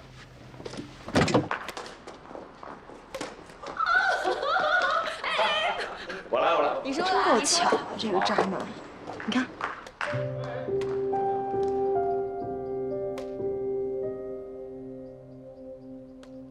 姑娘，你们这是找谁啊？你们这找谁啊？老哥，哎，老哥，借个火，借个火，有火没有？我这没火。你们干什么来了？我们来看严老板是怎么始乱终弃的。哟，这不是季老板吗？怎么找到这儿来了？那些去我店里捣乱的人，是你派去的吧？你这话什么意思啊？我不太明白。还装呢？抢了别人男朋友不说，还恶意报复。我们可以告你恶意恐吓、毁坏他人财物，你知道吗？你朋友？怎么可能？纪晓，有什么事儿你跟我说，少带人过来捣乱，听到没有？赶紧走。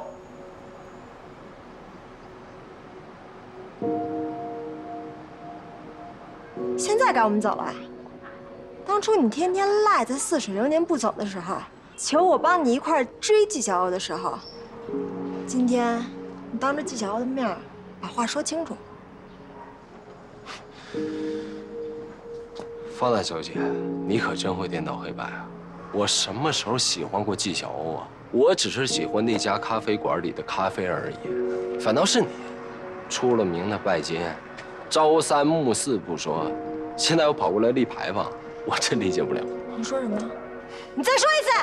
你呀，严谨，我们不是找你来吵架的，但你这么说太让我失望了。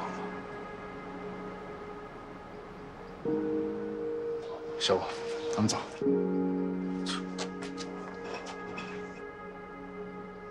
严谨，我今儿来就问你一句话：咱们俩到底算怎么回事？咱俩能怎么回事？我都跟你说100遍了，我对你没有感觉。求求你别缠着我，行吗？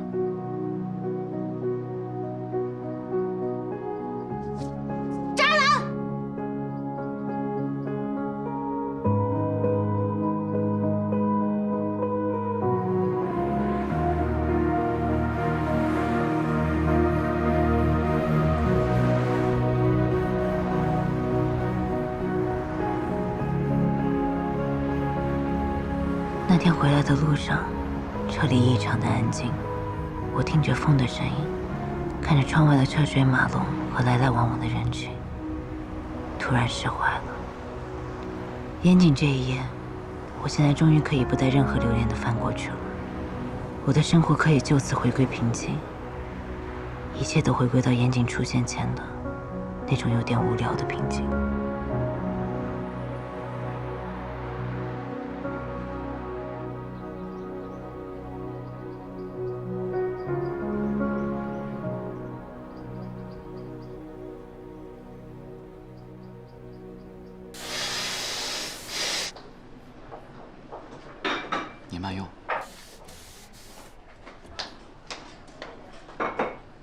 小雨，马上要期末考试了，准备怎么样？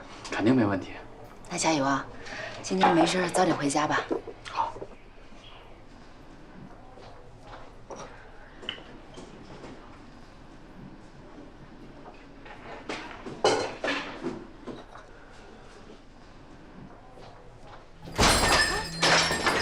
同志，过来走！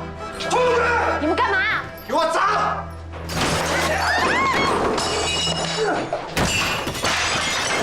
住手！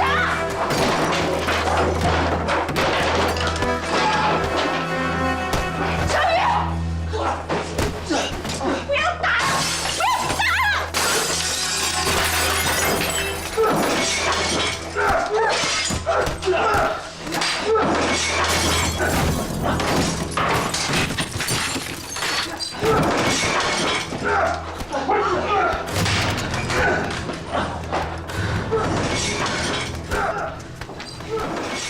不要再纠缠在一起，否则你这店就不要开了。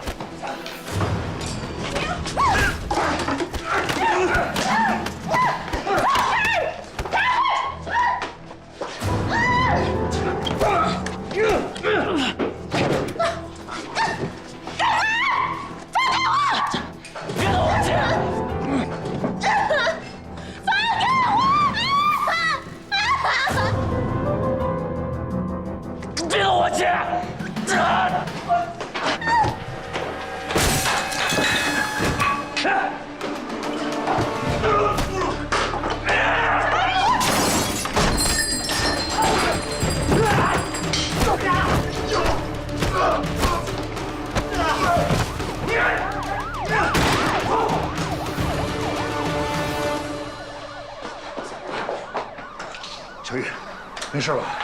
啊，小虎，你没事吧？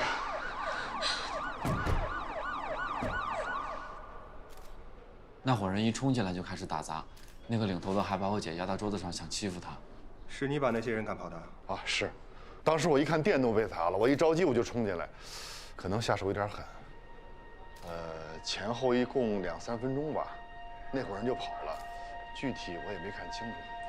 那你们先去医院，完事之后来派出所做笔录。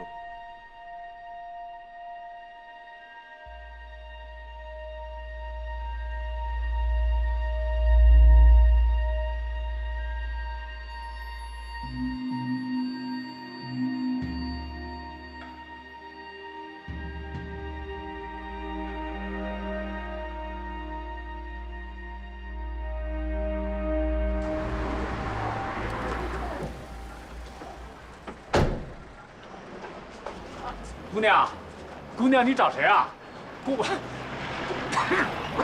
跟你说了，我们没做没赞。跟你说话呢，我们没做没赞。老黄，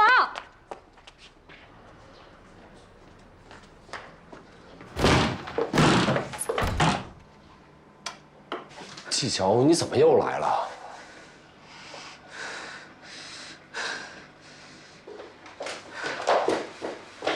你要干什么呀？哎。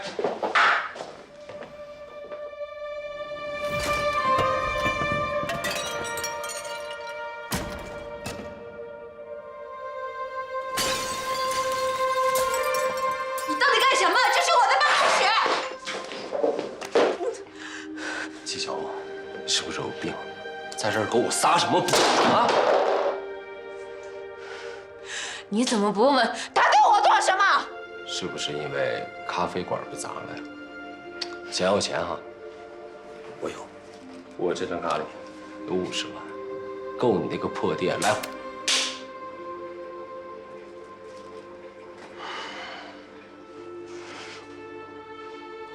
我从头到尾都不认识你这个人渣。 拜托你管好你的女人，别让她再来找我麻烦。我季小娥不是吃素长大的，再有下次，我跟她玩命！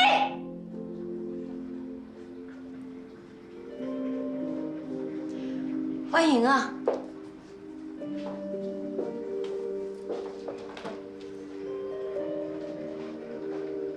谁呀？谁呀？谁呀？他们嚷嚷什么？滚！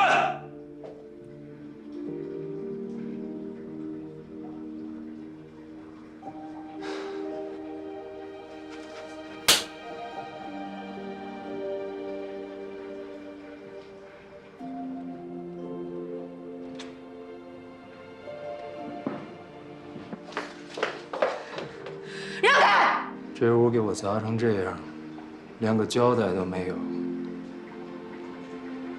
往哪儿走？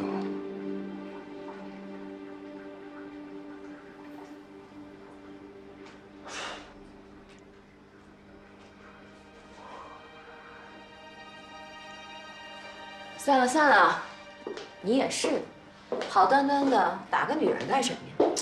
瞧你点出息。刘伟，放他走吧，咱们不是还有事儿呢吗？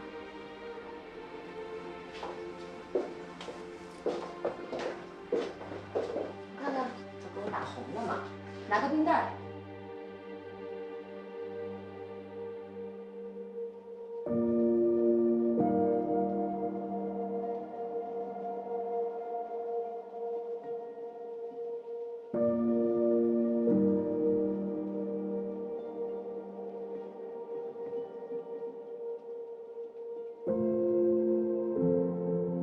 那天是我人生中最耻辱的一天，那些脑子里挥之不去的愚昧回忆，就像似水流年一样被彻底粉碎了。我在心里大声地告诉自己：纪晓鸥，你的生活里从来就没有出现过燕景这个混蛋。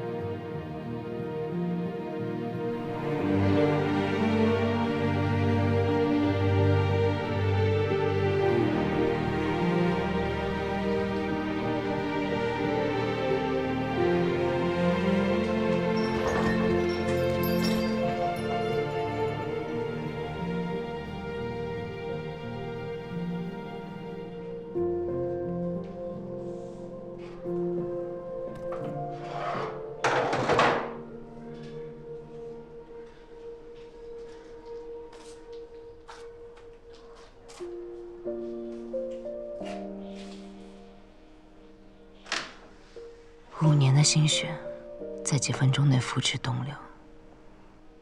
一个人坐在废墟里，我想起了很多事儿。想起小时候在这间屋子里和奶奶度过的时光，想起奶奶去世前曾对我说：“小鸥，你记着，什么时候都不要轻易绝望，在痛苦中要忍耐，在患难中要喜乐。”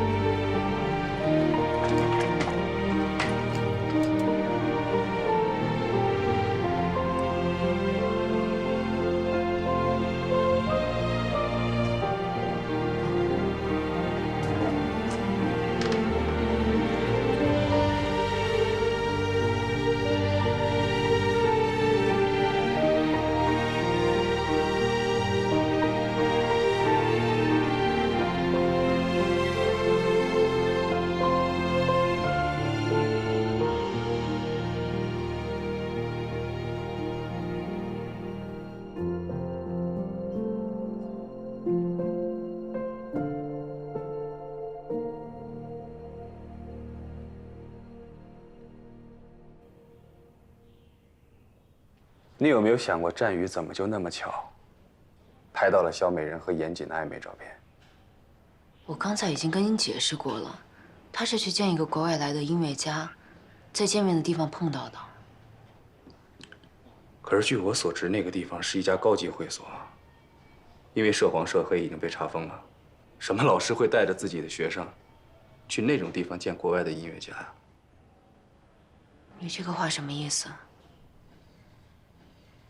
你有没有想过，当初战宇为什么要拦着你不让你去找肖美人理论呢？他怕我吃亏受委屈。那他就应该像冯卫星一样陪着你去啊。除非他很清楚肖美人是什么样的人，他不希望你去。你说战宇认识那个女的，怎么可能？战宇认识的每一个人，你都知道吗？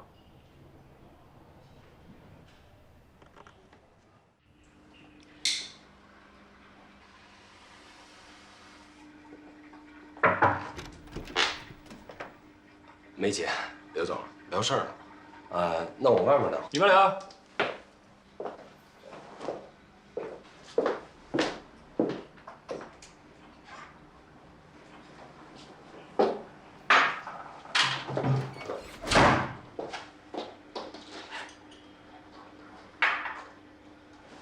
我来了。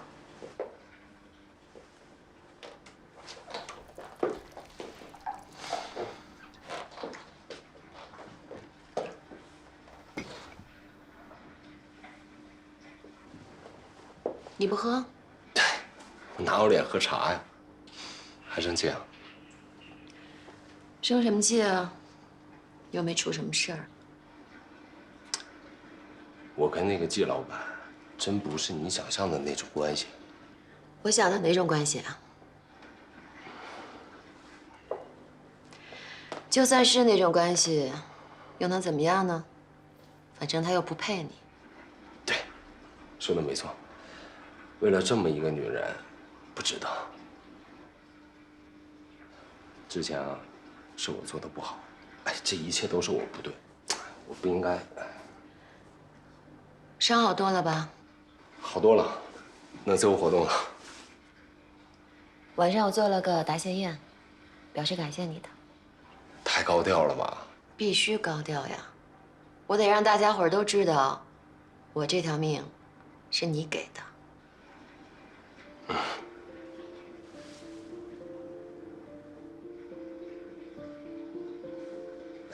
再给你加点水。